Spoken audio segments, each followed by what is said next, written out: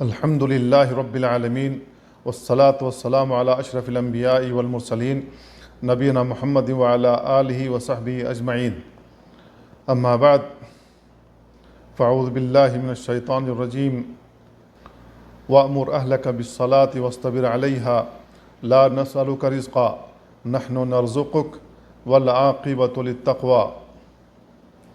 برادران اسلام اور عزیز بھائیوں، آج کے درس میں نماز کے اندر غیر المغضوب علیہم ولا الضالین جب امام پڑھے تو مقتدیوں کو آمین کہنے کے سلسلے میں نبی کریم صلی اللہ علیہ وسلم کی احادیث کی روشنی میں اس کے ثواب اور اس کی فضیلت کو بیان کرنے کی کوشش کروں گا۔ ابو ہریرہ رضی اللہ تعالیٰ عنہ سے مروی ہے، اللہ کے نبی صلی اللہ علیہ وسلم بیان فرماتے ہیں اذا قال الامام غیر المغضوب علیہم ولا الضالین، جب امام غیر المغضوب علیہم ولا الضالین پڑھے فقولوا آمین، تو تم آمین کہو۔ فإنه من وافق تأمینه تأمین الملائکہ غفر له ما تقدم من ذنبہ، اس لیے کہ جس کی آمین فرشتوں کی آمین کے موافق ہو گئی اس کے سابقہ گناہ معاف کر دیے جاتے ہیں۔ یہ بخاری اور مسلم کی روایت ہے۔ اس حدیث پر آپ غور کریں، اللہ کے نبی صلی اللہ علیہ وسلم بیان فرماتے ہیں کہ جب امام غیر المغضوب علیہم ولا الضالین پڑھے، یعنی جب جماعت سے نماز پڑھی جا رہی ہو اور وہ جماعت والی نماز جہری ہو، تبھی امام قرات کرے گا اور مقتدی سنیں گے۔ تو اس حدیث کے اندر کہا جا رہا ہے کہ جب امام غیر المغضوب علیہم ولا الضالین پڑھے تو تمہیں آمین کہنا چاہیے۔ فقولوا آمین، آمین کہو۔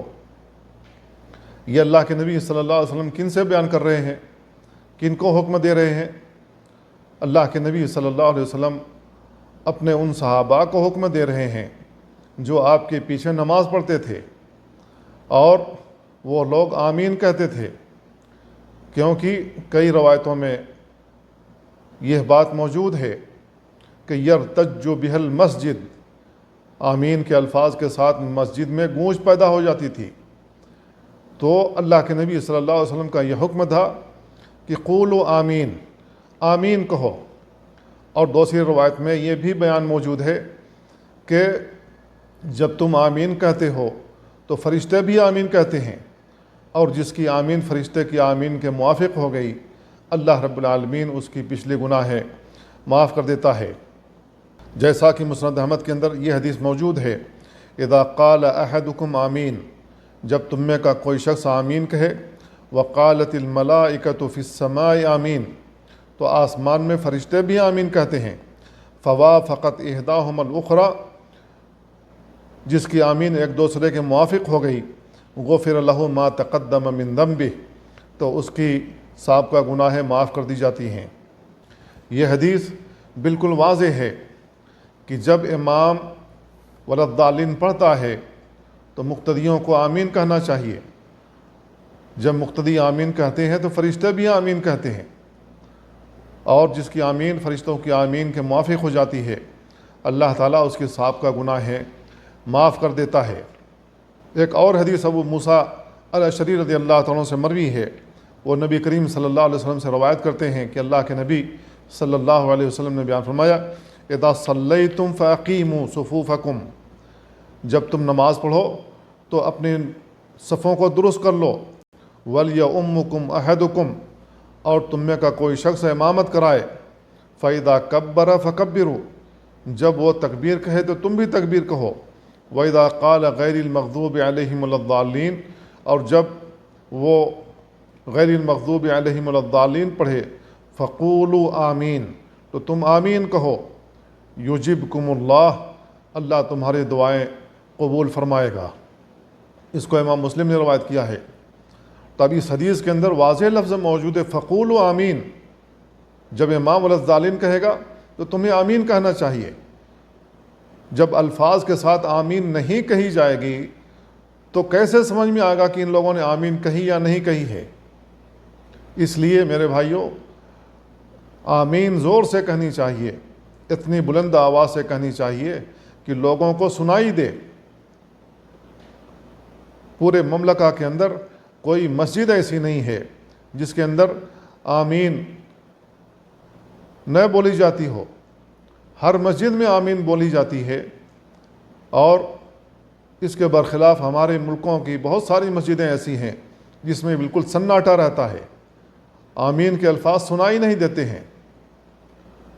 تو یہ سنت کی مخالفت ہے، لہذا ہمیں سنت کی مخالفت سے بچنا چاہیے اور سنت کے مطابق ہمیں عمل کرنا چاہیے۔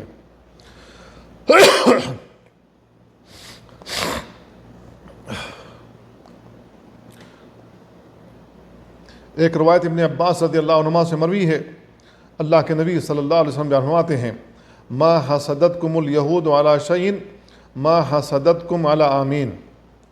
یہودی تم پر کسی چیز سے اتنی حسد نہیں کرتے جتنی حسد وہ آمین کہنے پر کرتے ہیں، فاکثروا من قولھا، لہذا آمین زیادہ کہا کرو، آمین کہنے میں سستی نہیں ہونی چاہیے۔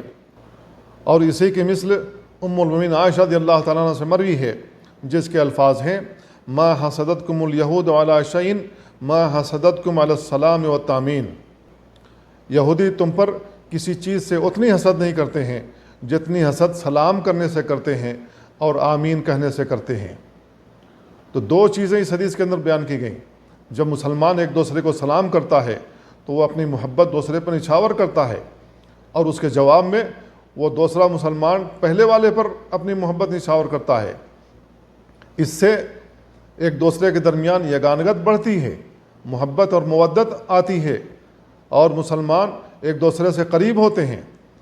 اور یہودی نہیں چاہتے ہیں، اسی طریقے سے شیطان بھی نہیں چاہتا ہے کہ مسلمان ایک دوسرے کے قریب رہیں، بلکہ وہ ان کے دلوں میں بغض، نفرت، عداوت اور حسد بھرنا چاہتے ہیں۔ اسی وجہ سے جب مسلمان ایک دوسرے سے سلام کرتا ہے تو یہودیوں کو جلن ہوتی ہے۔ اسی طریقے سے جب بہت سارے مقتدی مساجد میں وَلَضَّالِينَ کہنے کے بعد آمین کہتے ہیں تو بہت سارے لوگوں کو جلن ہوتی ہے۔ کہیں ایسا تو نہیں ہے کہ ان کے اندر یہودیوں والی یہ صفت موجود ہو؟ اللہ تعالی ہم سب کو اس سے محفوظ رکھے۔ ایک اور روایت ام المؤمنین عائشہ رضی اللہ تعالیٰ عنہ سے مروی ہے، وہ بیان کرتی ہیں کہ رسول اللہ صلی اللہ علیہ وسلم کے پاس یہودیوں کا ذکر کیا گیا تو اللہ کے نبی صلی اللہ علیہ وسلم بیان فرمایا، انہم لم یحسدونا علی شیء کما حسدونا علی الجمعہ۔ وہ لوگ ہم سے کسی چیز پر حسد نہیں کرتے جس قدر وہ جمعہ کے سلسلے میں حسد کرتے ہیں، التی ہدانا اللہ لہا، جس کی اللہ تعالیٰ نے ہمیں ہدایت دی، وضلوا عنہا، اور وہ اس سے گمراہ ہو گئے، وعلی القبلۃ التی ہدانا اللہ لہا، اور وہ قبلے پر حسد کرتے ہیں جس کے اللہ رب العالمین نے ہمیں ہدایت دی، وعلی قولنا خلف الامام آمین، اور جب ہم امام کے پیچھے آمین کہتے ہیں تو بھی ان کو حسد ہوتی ہے۔ تو اس حدیث کے اندر کئی باتیں ذکر کی گئی ہیں۔ پہلی بات یہ ہے کہ یہودیوں کو جمعہ سے بھی حسد ہوتا ہے۔ کیوں حسد ہوتا ہے؟ اس لیے کہ مسلمان صاف ستھرے لباس پہن کر کے، خوشبو لگا کر کے، اللہ اور اس کے رسول کی حکم کی تابعداری کرتے ہوئے اور مسجدوں کا رخ کرتے ہیں، اور سارے ہی بیٹھ کر کے خطبہ جمعہ سنتے ہیں، وعظ و نصیحت سنتے ہیں، جس سے ان کے دلوں میں جلا پیدا ہوتی ہے، ایمان تازہ ہوتا ہے اور بہت سارے احکام کا علم ہوتا ہے۔ تو یہودیوں کو حسد ہوتی ہے۔ یہودی چاہتے ہیں کہ مسلمان جاہل رہ جائیں، اللہ کے احکام سے ناواقف رہیں، لہذا وہ گمراہ ہوں۔ تو یہودی یہ چاہتے ہیں، جبکہ انہیں اس سلسلے میں گمراہی حاصل ہوئی۔ اور اللہ رب العالمین نے قبلے کی جانب ہمیں ہدایت دی، جبکہ جو صحیح قبلہ ابراہیم علیہ السلام کا تھا اس سے وہ لوگ ہٹ گئے۔ اسی طریقے سے وہ آمین پر بھی ہم سے حسد کرتے ہیں، کیونکہ جب ہم آمین کہتے ہیں تو یہ کہہ رہے ہوتے ہیں کہ اللہ تعالیٰ ہماری اس دعا کو قبول فرما لے۔ جبکہ اللہ کے نبی صلی اللہ علیہ وسلم نے ایک حدیث کے اندر بیان فرمایا ہے کہ جب بندہ غیر المغضوب علیہم ولا الضالین پڑھتا ہے تو اللہ رب العالمین کہتا ہے، ھذا لعبدی ولعبدی ما سأل، یہ میرے بندے کے لیے ہے اور میں اپنے بندے کو وہ کچھ دوں گا جس کا اس نے سوال کیا ہے۔ تو اللہ رب العالمین ہمارے سوال کا جواب دیتا ہے۔ جو کچھ ہم اللہ تعالیٰ سے دعا کرتے ہیں اللہ رب العالمین ہماری دعا قبول فرماتا ہے۔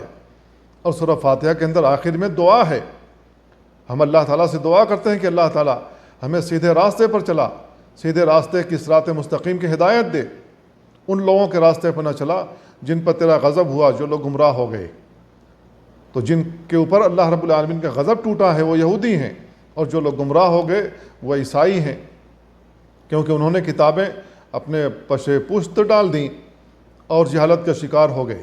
جب وہ جہالت کا شکار ہوئے تو گمراہ ہو گئے۔ یہودیوں کو علم تھا لیکن وہ اس کو صحیح طور سے قائم نہ رکھ سکے، اور وہ ظلم کرنے پر آمادہ رہے اور لوگوں کے ساتھ ظلم و بربریت کرتے رہے۔ تو ہمیں کوشش کرنی چاہیے کہ ہمارا سارا عمل سنت کے مطابق ہو، چاہے وہ ہمارا عمل نماز سے متعلق ہو، روزے سے متعلق ہو، زکوٰۃ سے متعلق ہو، حج سے متعلق ہو، دنیاوی کسی کام سے متعلق ہو۔ دنیا کے اندر جتنے بھی ہم امور انجام دیتے ہیں ان تمام امور کے تعلق سے دیکھنا چاہیے کہ ہمارا عمل سنت کے مطابق ہے یا نہیں ہے۔ اگر ہمارا عمل سنت کے مطابق ہوگا تو اللہ تعالیٰ ہمارے اس عمل کو قبول فرمائے گا اور اس پر ثواب دے گا، اور اگر ہمارا عمل سنت کے مطابق نہیں ہوگا تو اللہ رب العالمین اس کو قبول نہیں فرمائے گا اور اس پر ثواب بھی نہیں دے گا۔ لہذا ہمیں ہر ممکن کوشش کرنی چاہیے کہ ہمارا تمام عمل سنت کے دائرے میں رہے۔ اللہ تعالیٰ سے دعا ہے اللہ ہمیں ان باتوں کو سمجھنے اور ان پر عمل کرنے کی توفیق عطا فرمائے۔ وصلی اللہ وسلم علی نبینا محمد وعلی آلہ وصحبہ اجمعین۔ والسلام علیکم ورحمۃ اللہ وبرکاتہ۔